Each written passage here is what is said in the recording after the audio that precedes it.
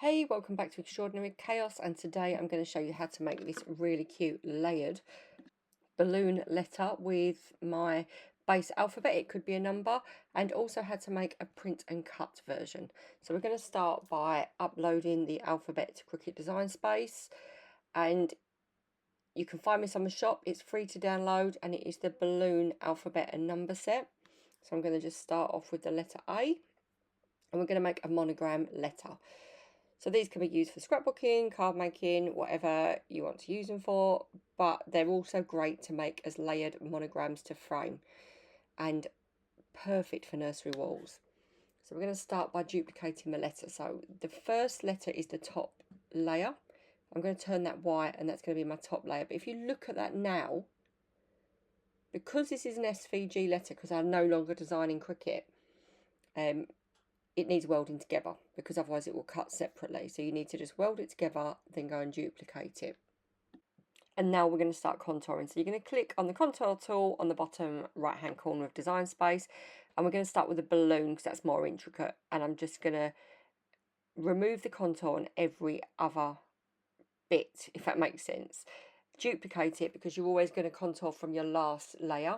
And then I'm going to colour this. I think I'm going to do a pink or a lilac, and then another colour for my balloon. So I'm going to send that to the back. And you can see now that the colour's starting to come through. So the top layer will be white glitter. I always do white glitter for the top layer.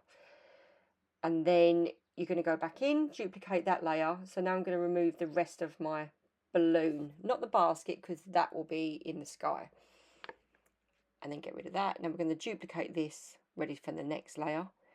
Put this to the back and colour this. So right click, send to the back. And then you're going to choose your colour. So try green. No, I think orange. Yeah, that looks better. And now we're going to create our next layer. So I'm going to remove the sun. I tried to do the trickier to cut bits first. It just makes it easier to cut and quicker. Duplicate that. And I'm going to remove that and put that to the back. And that will obviously be yellow. So there we go. And now the cloud. So the cloud, I could have made it a silvery grey, but I'm going to do it white. So duplicate that. And you're always going to contour on your last duplicated layer so that it flows. Send that to the back. So that won't really have much impact because we're on a white background, unless we change our background. And then the last layer, before we do that, I'll just centre it all. So just align and centre. And you can start to see it then, can't you, the picture. Now I want to remove all the contours but the middle. So this is easy. So go to the contour, hide all, and then just click on the middle to unclick that bit. I'm going to make that blue for the sky. And these will just look absolutely gorgeous framed in a nursery. Send to the back, and there you go. So what I'm going to do now is I'm going to centre it, and then I'm going to duplicate it because I'm going to show you how to make a print and cut image. So if you wanted to make alphabet stickers, or you could make them onto magnet paper and make fridge magnets, this is how you do it. So you've got your layers there. Go to the bottom right and click flatten, and once you've flattened them, that makes it into one printable image. So if you do want to do anything printable or make magnets or anything like that, that's how you do it. So I've sent that to print and cut, and I just wanted to show you how that turned out before we went on with the project. And there it is. It's got a white outline, so that will be fine when it's being cut. And then, as I say, you can use this for so many different things, but print and cut is a really good option, and you can make things so easily by just flattening. And you can flatten anything, you can tailor your own colours, and that's what I love about this. So I could have made this any colour I wanted. And there you go, it looks super cute. But now we're going to go on and we're going to make the layered version. But now we're going to cut the layered version. So before we do that, I just want to mess about with the mat. So on the left hand side, click on the three dots and you can move things on your mat. Now I'm going to do this because these letters are just extra letters that I've cut out, and I'm using an A4 card. So I just wanted to show you how to jiggle around on mats. So that will now cut as a blue letter, and I'm going to go back to my white glitter mat, which it wouldn't have been a problem if I wasn't cutting extra letters. But I'm using A4 cards, so these need to fit on an A4 card. So I just want to show you this because it's really good for space saving. So my A's were taking up too much space. So I've just turned one round by using the arrow on the corner and flipped it round. And then I'm going to put the 2 up there because I want it all to cut on one A4. It just saves so much space, money, materials. And then move that in there. And just a little bit of jiggling about, that has saved me using 2 pieces of card. So it's really, really useful. And there you go. So I'm just using the green matte. If you follow me, you know that I prefer the green to the blue. This is an Art, it's called. It's I just get them off Amazon and they last really well actually and a lot cheaper. So I've cut my letters out and you can see now why I did all the shuffling about, because it all fit on one piece of card. When I've done this, I'm going to start building. So just a note when lifting from your mat, if you remove everything out of the way and flip it, you don't bend it in half because it will break.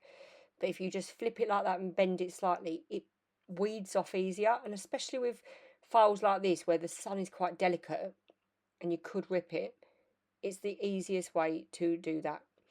So what I'm now going to do, I'm just going to put those colours there just for when I take photos. And we're going to start building the letters.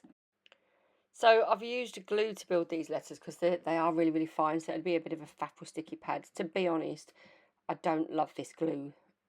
It's not the glue, it's the glue applicator. It's a bit thick, so it has been a bit of a faff.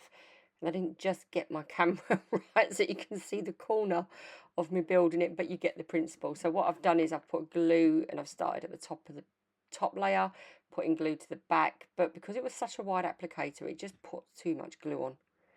You can see there I've had to wipe it away with every layer, but you can see how it's starting to build up layer by layer, and I'm getting glue absolutely everywhere. I think I need to order one of the new glue, the fine glue applicators from Amazon. They're just so much better with the pin. So there you go, we'll go to the next one.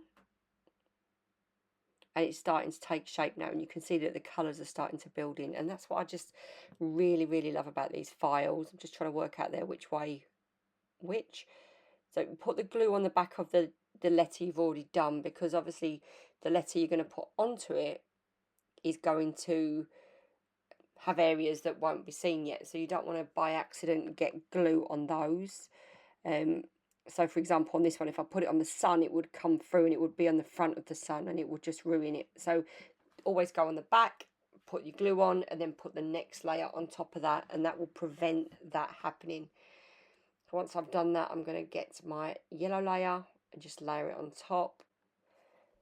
And as long as you get glue that doesn't dry straight away, you can squidge it about and make sure you get your layers right. I mean, you can see the mess this glue's making. I could have just not shared this video, but do you know what? It's good to see that other people make mistakes, isn't it? And I definitely do.